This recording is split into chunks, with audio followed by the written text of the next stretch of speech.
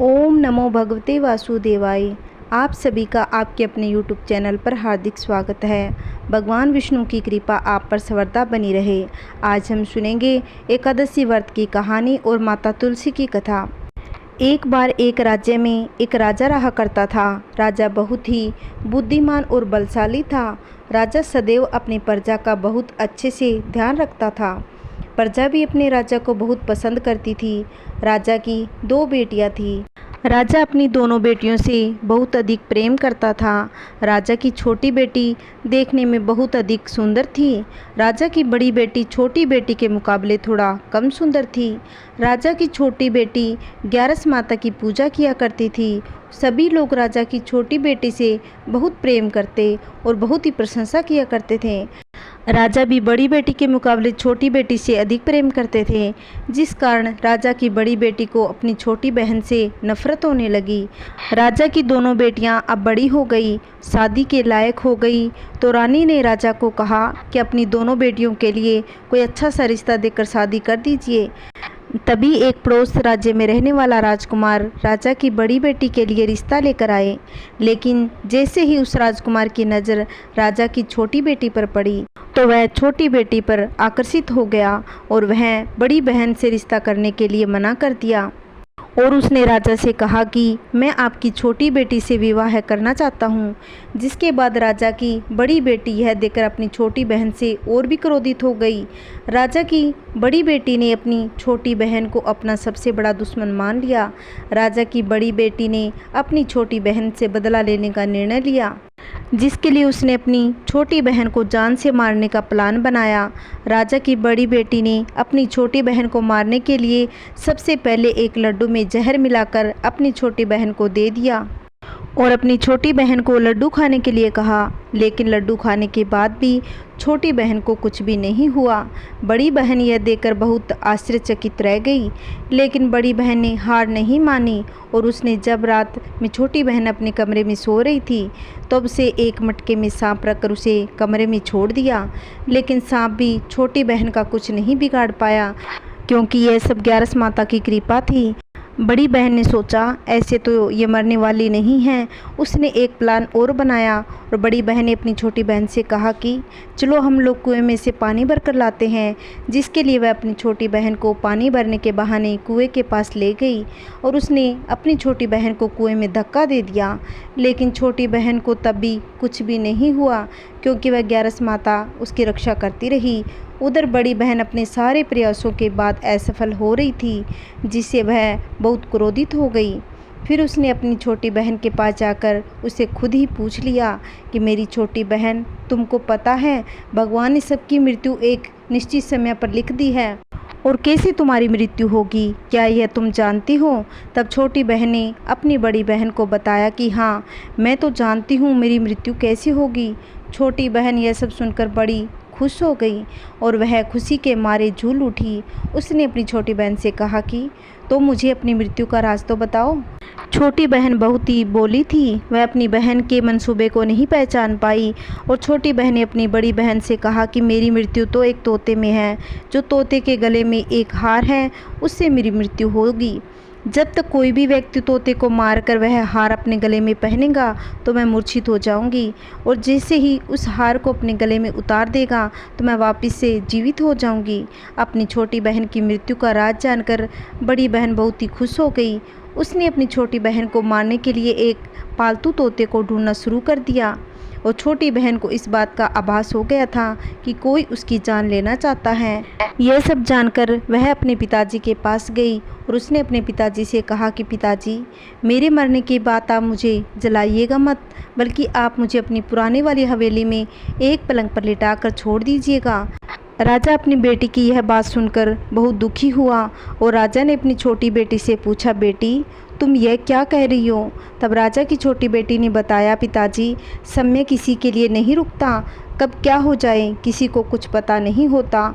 फिर राजा ने अपनी छोटी बेटी से कहा कि तुम ऐसी बातें क्यों कर रही हो, 2-3 दिन में तुम्हारा विवाह है। लेकिन छोटी बेटी ने अपने पिताजी को ऐसा करने पर मजबूर कर दिया और उसने वचन ले लिया।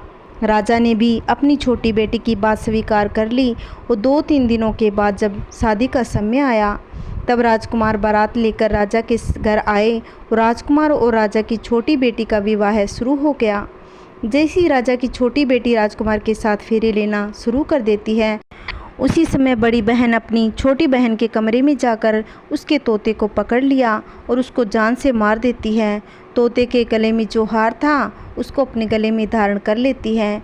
जैसे ही बड़ी बहन उस हार को अपने गले में धारण करती है तो वह 3 फेरे ले पाती है और वहीं बेहोश होकर गिर गई। जिसके बाद राजा ने बड़े बड़े दर्द हकीमों को बुलवाया, अपनी छोटी बेटी का इलाज करने के लिए कहा। राजा की बात सुनकर वैद्य ने छोटी बेटी को जब चेक किया तो राजा को बताया कि आपकी छोटी बेटी ना तो जीवित है और ना ही मरी हुई, यह तो हम पहली बार देख रहे हैं। राजा ने वैद्य और हकीम को यह बात बाहर बताने से मना कर दिया। उनको कहा कि अगर तुमने यह बात बाहर वालों को बताई हम तुम्हें फांसी दे देंगे। राजा ने अपनी छोटी बेटी को पुराने महल में जाकर एक पलंग पर लेटा दिया, वहां पर कुछ सैनिकों को तैनात कर दिया और राजा महल में वापस आ गया। राजा की बड़ी बेटी अपने पिताजी के पास आई और कहने लगी कि पिताजी, अगर ये शादी संपन्न नहीं हुई तो आपकी इज्जत का क्या होगा।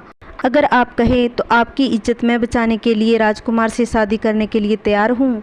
राजा अपनी बड़ी बेटी की बात मान गया और राजा ने बड़ी बेटी को छोटी बेटी के कपड़े पहनाकर मंडप में भेज दिया। लेकिन राजकुमार यह जान गया कि यह राजा की छोटी बेटी नहीं बल्कि राजा की बड़ी बेटी है। लेकिन जब राजकुमार ने शादी करने से मना किया तो सभी लोगों ने राजकुमार को विवश कर दिया कि राजा की छोटी बेटी के बच्चे फेरों को संपन्न कर राजा की बड़ी बेटी से विवाह संपन्न करा दिया जाए। जिसके बाद राजकुमार राजा की बड़ी बेटी को अपने महल ले आया। राजकुमार राजा की बड़ी बेटी से ना तो बात करता था, न ही उसको पसंद करता था, ना ही उसके आसपास भटकता था। राजकुमार ने यह फैसला किया था कि वह अपनी प्रेमिका को ढूंढकर ही रहेगा, यह जानकर रहेगा कि उसके साथ क्या हुआ।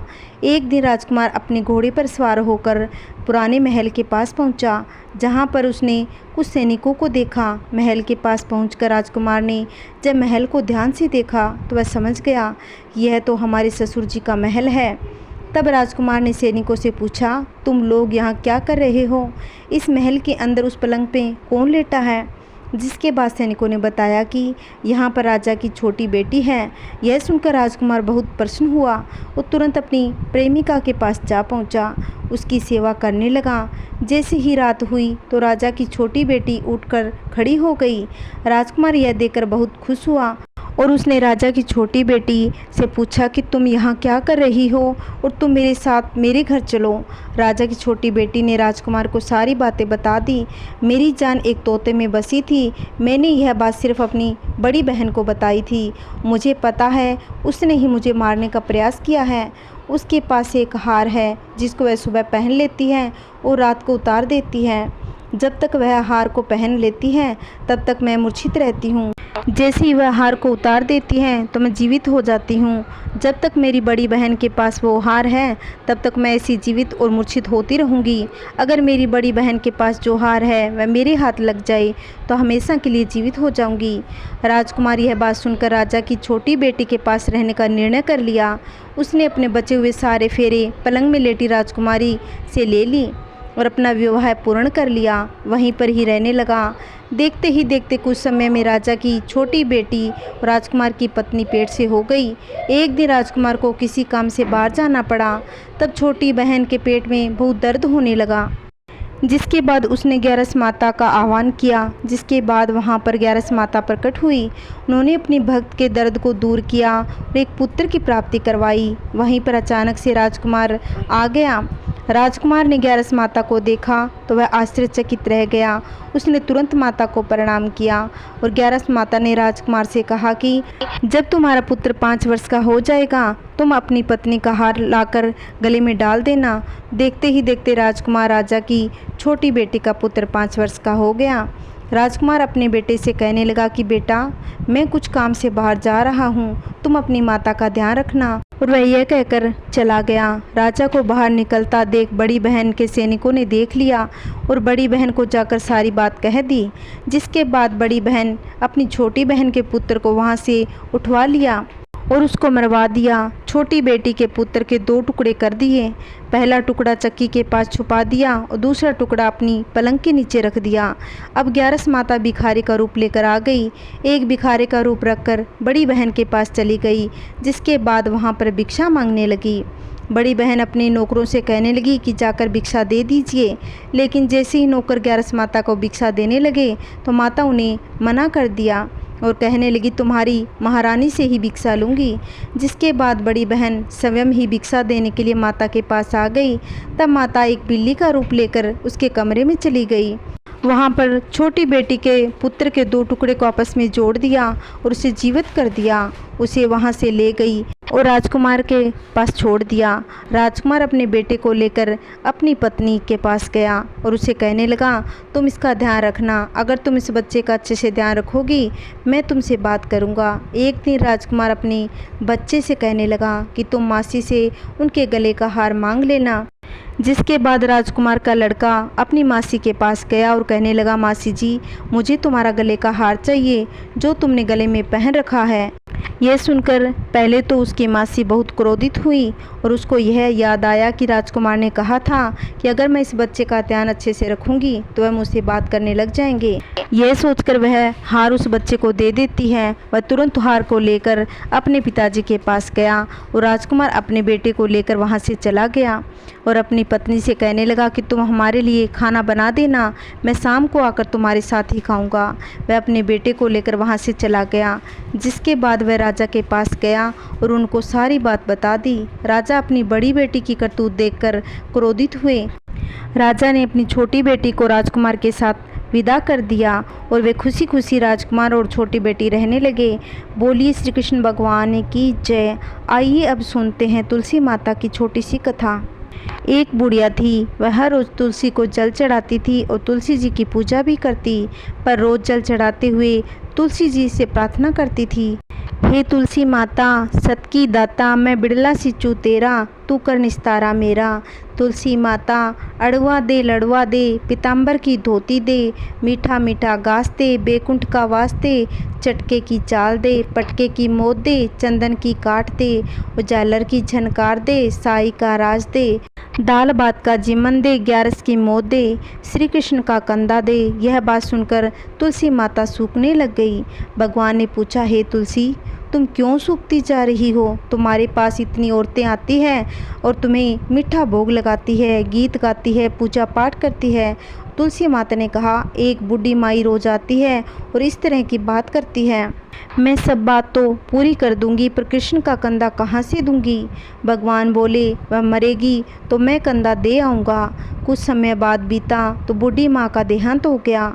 सारे गांव वाले एकत्रित हो गए, बूढ़ी माई को ले जाने लगे, पर वह इतनी भारी हो गई कि किसी से भी न उठी। सबने कहा, इतना पूजा पाठ करती थी, पाप नष्ट होने की माला भी फेरती थी, फिर भी इतनी भारी कैसे हो गई? बूढ़े ब्राह्मण के रूप में भगवान वहां आ पहुँचे और ये भीड़ कैसी है? तब वहाँ खड़े लोग बोले, ये बूढ़ी माई मर गई है और पापिन थी इसलिए भारी हो गई, किसी से भी नहीं उठ रही। भगवान ने कहा, मुझे इसके कान में एक बात कहने दो, शायद उठ जाए।